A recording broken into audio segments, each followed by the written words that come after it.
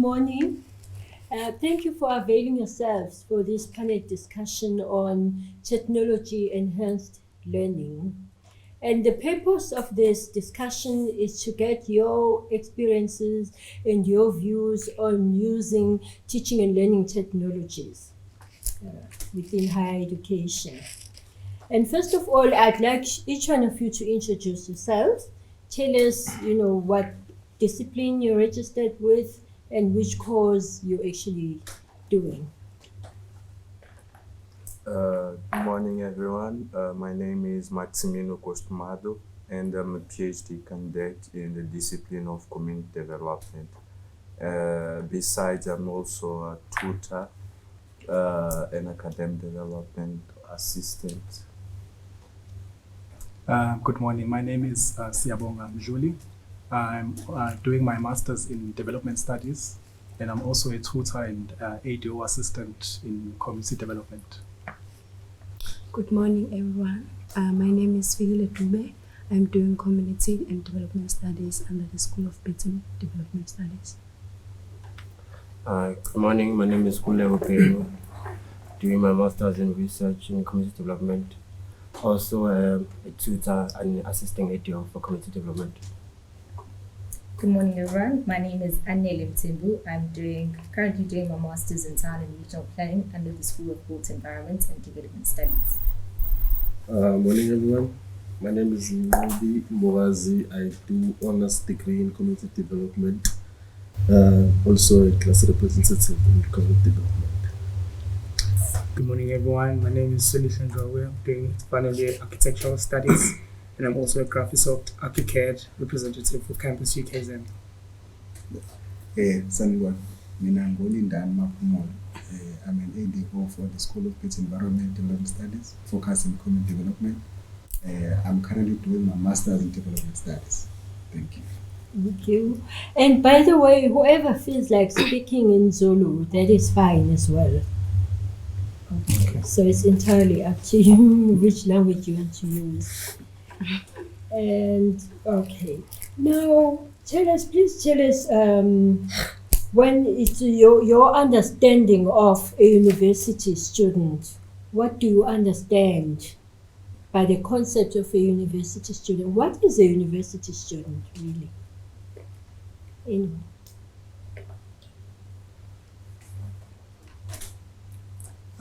For me, I think a university student is someone who comes to further their studies.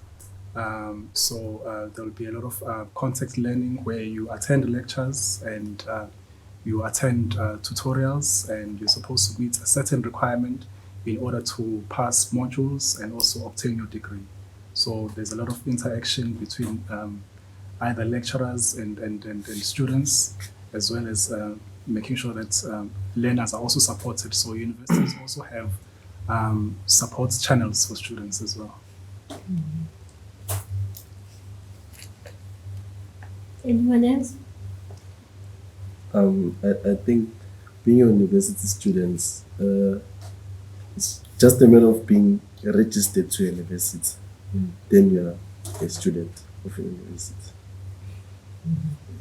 For me, it's linked both to the definitions that all my colleagues have defined, but it also just is a transition for people who either choose to go work after senior or high school, or just coming from high school and decide to further their education in a higher education system, which is an institution like UKZN.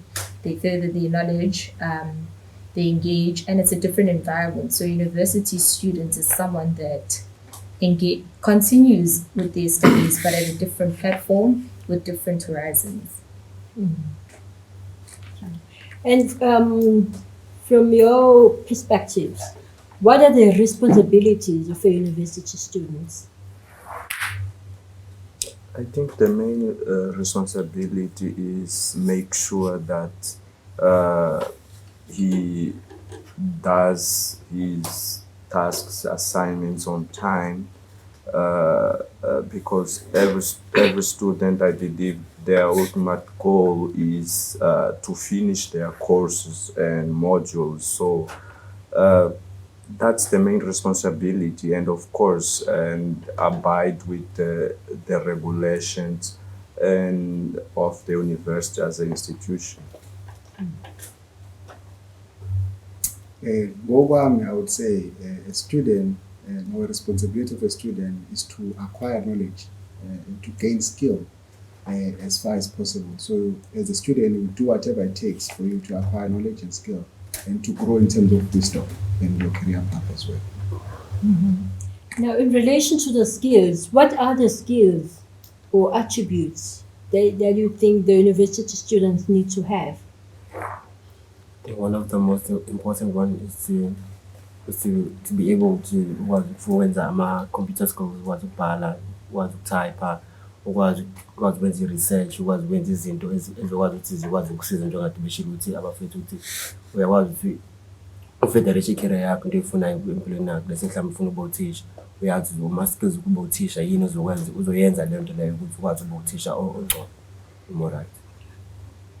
It all boils down, for me, in my perspective, it all boils down to communication, like being able to put your point across, being able to handle the pressure, being able to fit into an environment where you are not currently fitting in before. So it basically boils down to communication skills. Thank you. And behavior-wise, how is the university student supposed to behave? Well, maybe in addition to what my colleagues have said before going to that, I would say as a student, in terms of the skill, one, you need to have interpersonal skills and personal skills, if I may say. You need to have technical skills, which that may include your use of technology, such as the use of computing, if I may say. That includes having skills in terms of work-related skills, if I may say. For your career path that you have chosen, you need to have specific skills for that. I wanted to add that. In terms of how they behave, it's very difficult to respond to that one, in the sense that we can't necessarily subject people as to how they should behave, but we can have sort of like a yardstick to draw from to describe how they should maintain or how they should comply with certain standards. I'd say that the most fundamental thing is for university students to comply, as it's been stated across the board, comply and meet deadlines, because that's what we're moving towards. An institution furthers your skills in what you can expect into the working environment and the next phase or chapter of your life. And you need to have a clear understanding of how that works. The institutions build up that character. So you acquire that skill of how you're supposed to behave through the way you engage with how you submit your work, how you tackle your work, and how you engage with your fellow colleagues as we're engaging right now, or with your lecturers or your supervisors as per se. And now I'll move on to the agenda of technology. And can you please tell us how you use technology, for your studies, for your communication, and in general, how do you use technology? From my perspective, sorry to take that. I was actually looking forward to that question. In architecture, what we do, currently I'm doing a project based on parametricism, which means that we're moving from design by hand to design by computer. So the whole chunk of the skill of design has been taken away by the machine. I was actually kind of interested in the topic because before I answer your question on how we actually can engage with the machines, I like to call them the machines because they're thinking for us, they're doing things for us. Sometimes you want to build a house that is actually a square and end up having a round house. And you actually like it, but it wasn't the initial design, if I may call it. So how we engage with the machines is actually it differs from the whole broad of the scope, in a way that firstly it starts with communication, and from communication it starts with the idea, and it goes to the idea, and from the idea you go back to the linkage of the communication and the idea. So it's like a pendulum effect, going back and forth. So before we go to your question, which I would actually very much like you to ask again, I'd like to ask you, as from your perspective, what it is that you're expecting the students learn from the implementation of these machines as a profession, as a doctor. What it is that you want us as students to learn from implementing all these machines to come into this age, to come into this regime, if I may call it. What are they there for, in a way, except communication? Because I think the communication is the key factor to this. Are they there to help us, or are they there to help us communicate with you? Are they there to enhance our thinking or critical thinking, or are they there to make sure that the assignment that you give me, I get it on time? As far as I'm concerned, from my experience, the technologies are built for various purposes. So same as within disciplines, as you were saying that in architecture now you've moved to designing by computer. So it depends on each discipline on what it is that is required within the skills of the profession. Having said that, there are generic skills in technology. For instance, the use of Microsoft Office. One needs to be competent not only as a university student, but also in the workplace. Those are skills that are generic throughout all professions, and we cannot run away from the use of such technologies. They are being developed all the time. And as a university student, we expect that one keeps up to date. Even on your computer, when you get the updates, then you need to know what it is that has been updated within a particular program or software. So same as us academics, we also tend to check what has been updated within what we use as academics, within our modules that we teach, for instance. So in my perspective, using technology does not only end with social media or writing up your assignment and submitting it, but it goes further to how much skills you have acquired in order to fit in within workplaces.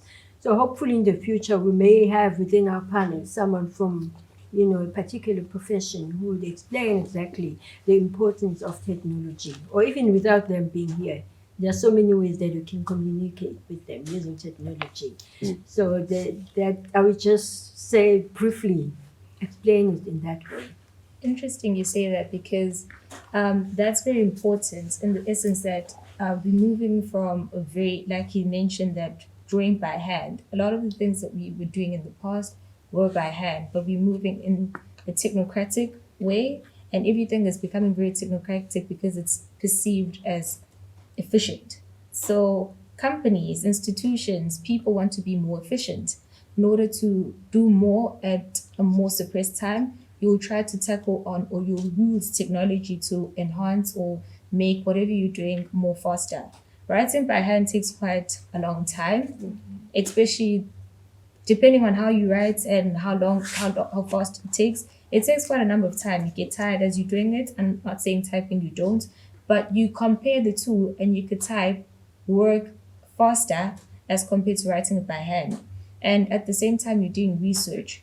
Reading 5 books as compared to reading PDFs whereby you can search on the PDF the specific word. You can use keywords to look for a particular theme in the PDF book that you downloaded. And you'll find it a lot faster. That's increasing your efficiency. So you're saving more time. So we need to, like you mentioned, keep updating ourselves.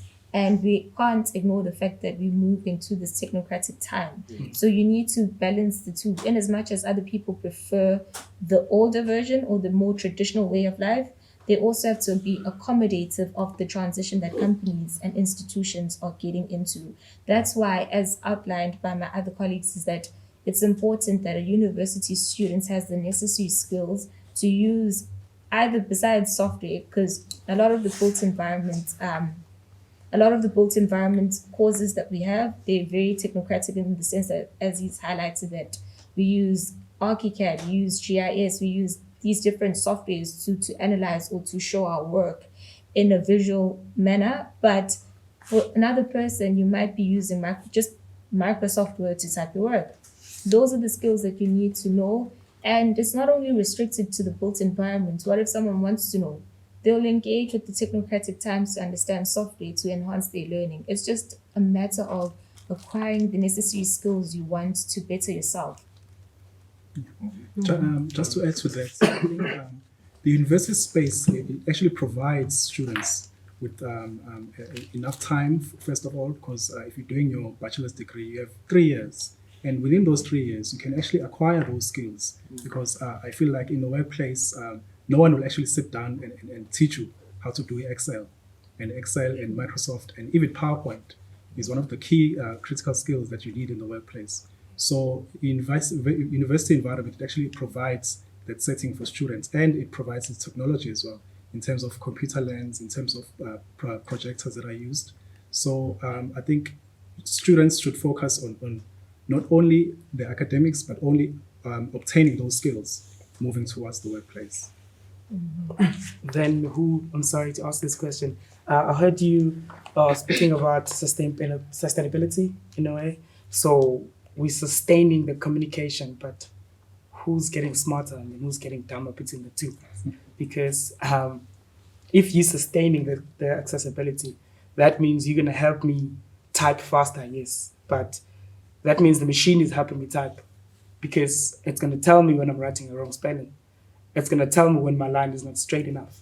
And it's going to tell me if my distance is not enough for maybe a bathroom.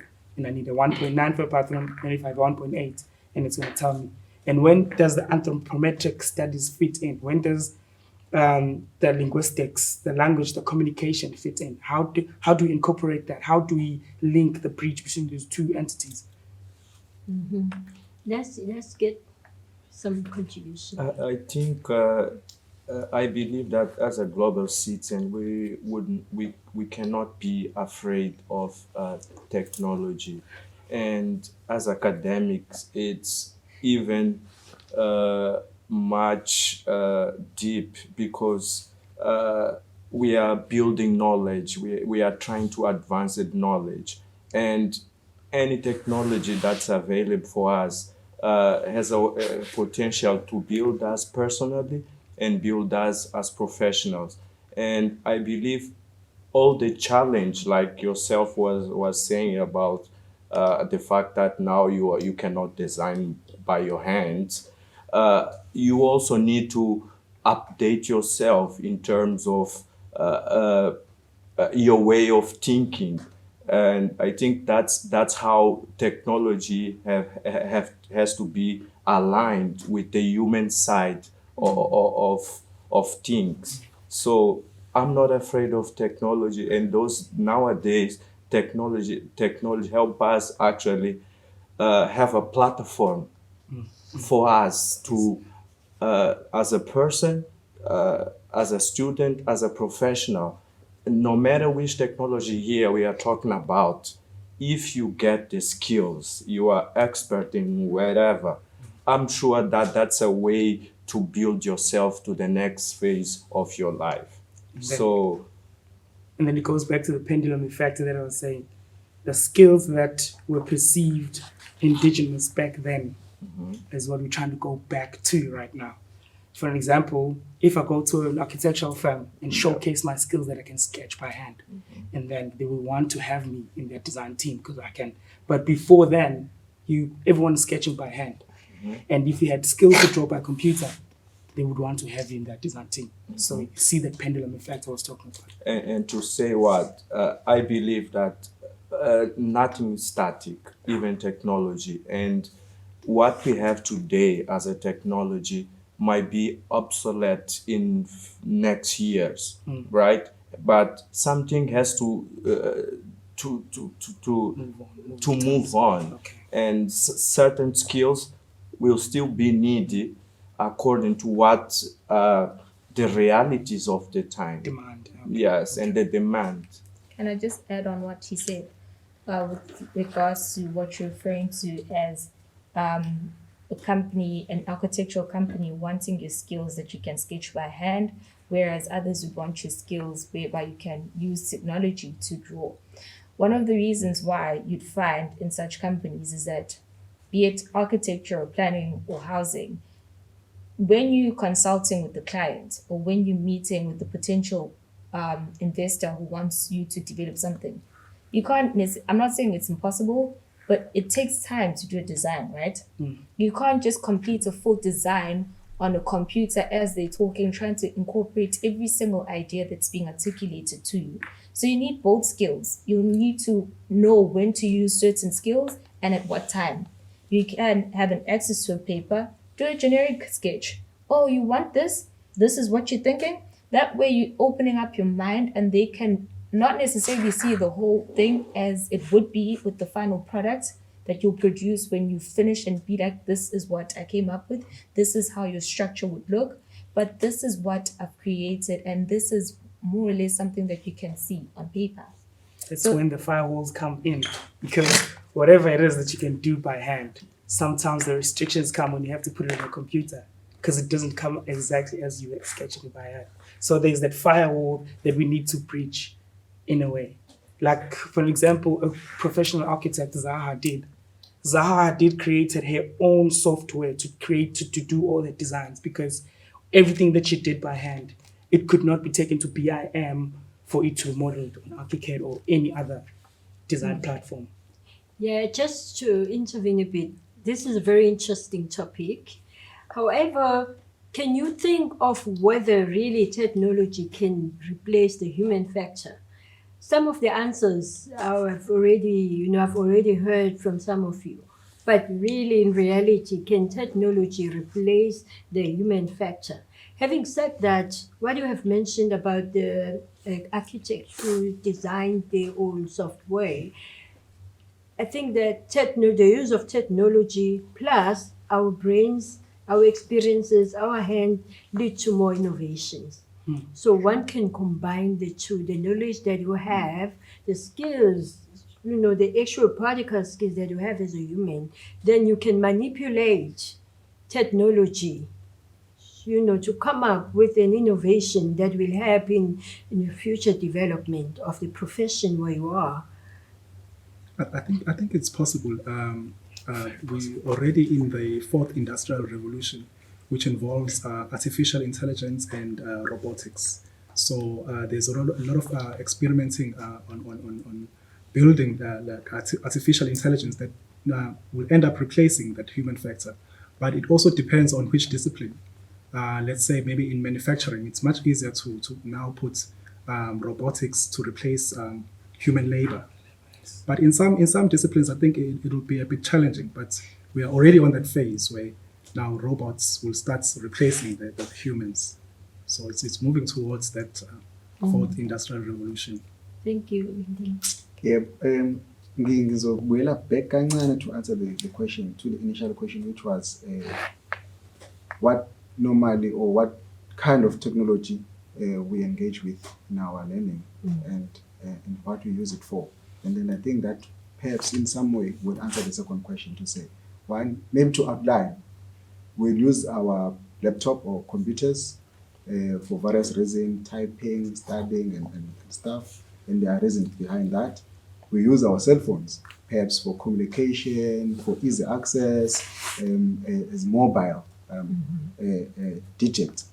We use projection system, either during classrooms and so forth. Now, having to outline that, one needs to ask himself, before the introduction of such innovation, what was used then? And does that have changed in terms of human labor or engagement of abantu in the process? Let's say one, let's look at the issue of submission in terms of using the digital. You will find that there is no more one-on-one interaction with either the lecturer or the supervisors or whoever, because you can be in Cape Town and I can be here and we communicate via emails in terms of whether you're editing my work, whether I'm submitting your work and stuff. And then what does that mean in terms of humanity? There's a difference in terms of meeting with you one-on-one and we're talking as human than digital. At the same time, it makes productivity to be efficient in a way. So let's look at the issue of students having to sit in groups. Now they're discussing the assignment on WhatsApp group. then what effects that does it have in terms of their own personal or interpersonal communication skills? You will find that they are more interactive in the social media when discussing academic work as per when they are in the tutorial.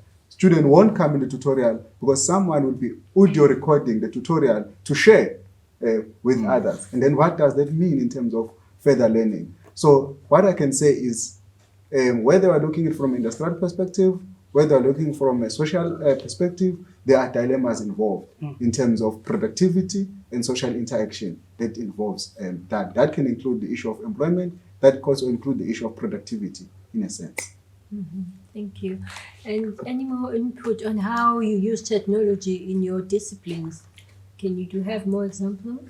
I think for me, it's all about us understand the space that you are in your life and how you need the different resource to advance wherever you are, because I believe anyone here has a role as a person, as a professional, as a student.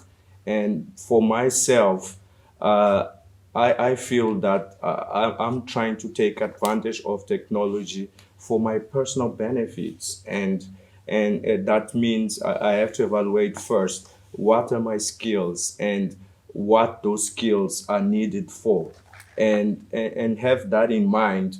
I have to tell to myself, are those skills and all the opportunities that I have around me, are they make me grow as a person, as a student?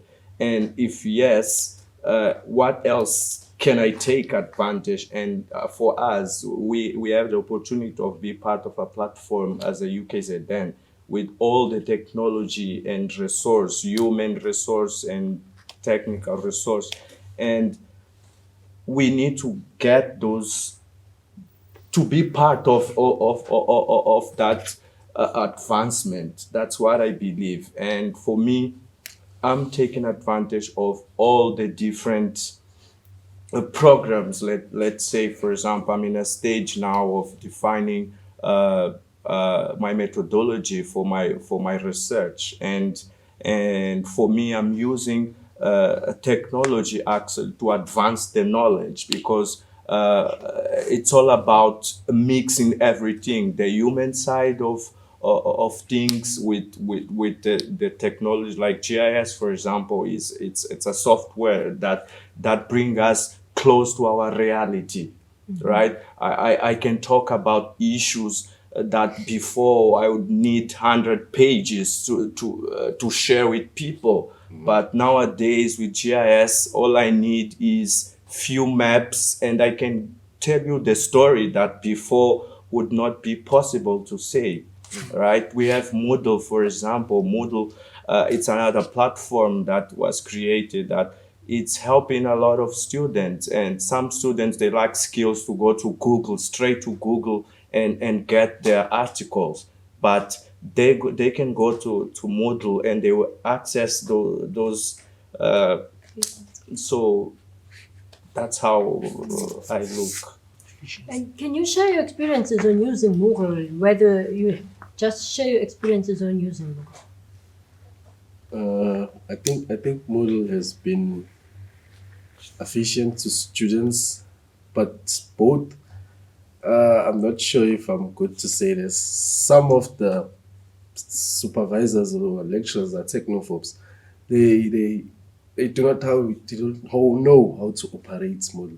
So ending up us students not understanding how to operate Moodle or accessing Moodle in a way that you find that it's complicating, where that happens a lot when we're submitting online via Moodle. Sometimes they set up a deadline, a due date, and only to find out that the lecturer has set up a wrong time to submit. So you submit later just because the time that has been written for the deadline, it's already passed. And what do you think can be done to rectify that issue? I think it's a proper introduction or what's the proper word? Training. Yeah, proper training for both students and our lecturers, because I don't think it's necessary to train a student while we're both using a lecturer and the student. So then lecturers can be can assist students more efficient if they know what it's going to be used and how. Yeah. And also to add, Glenda, show you find out ukuthi maybe lecturer uploaded umsebenzi on Moodle, but you'll only notice loyo msebenzi closer to a submission date because Moodle doesn't notice you as a student ukuthi there's something uploaded ku Moodle ngaleso sikhathi. So I feel like somehow khona ke contradiction between angazi noma ukusebenziswa kwawo Moodle kuma lecturers wethu or whatsoever or into kanjalo. Yes. None registration process to Moodle. You find it beginning of the year, you're a first year student. It takes you until March to be recognized as to be enrolled under that module. So it's not being sufficient or efficient for that student to not receiving notes and communication from the lecturers because have not been enrolled under that module. And Khonethando,